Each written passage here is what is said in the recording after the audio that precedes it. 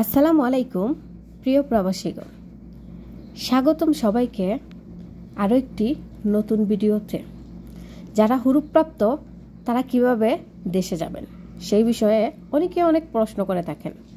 আশা করি আজকের ভিডিওটা দেখলে অবশ্যই সব কিছু ভালোভাবে বুঝতে পারবেন।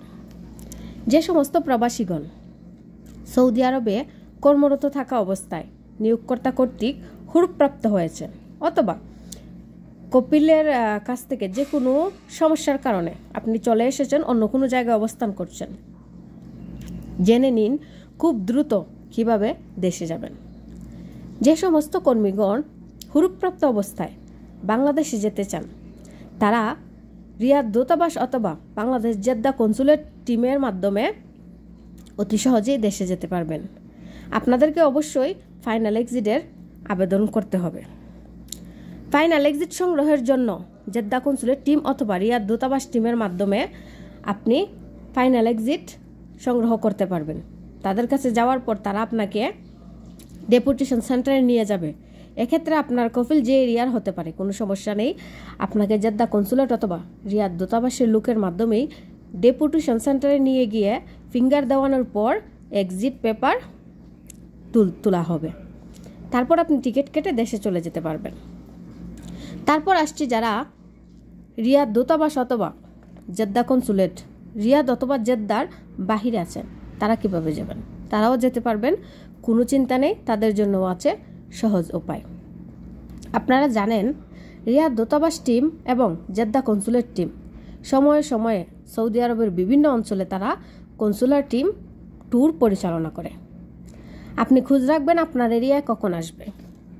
আপনার এরিয়াতে যখন আসবে আপনি তাদের সাথে ওখানে যাবেন এবং তাদের সাথে কথা বলবেন। কথা বলার পর আপনি প্রবাসী সেবা কেন্দ্রের যে ডেস্কটি আছে সেখান থেকে একটি অনুরোধপত্র নিতে পারবেন।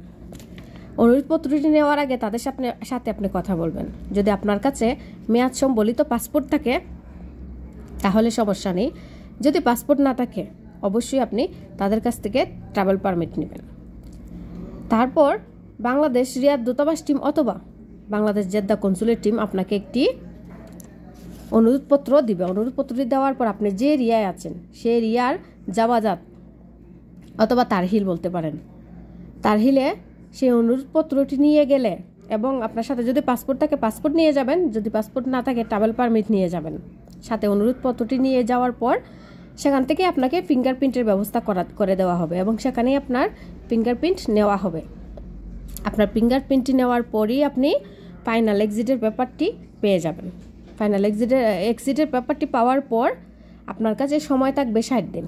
যেহেতু 2 মাস সময় অবশ্য থাকে, সেই 2 মাস সময়ের ভিতরে টিকিট কেটে আপনি যে কোনো দিন বাংলাদেশে যেতে পারবেন। সেক্ষেত্রে কোনো সমস্যা হবে না।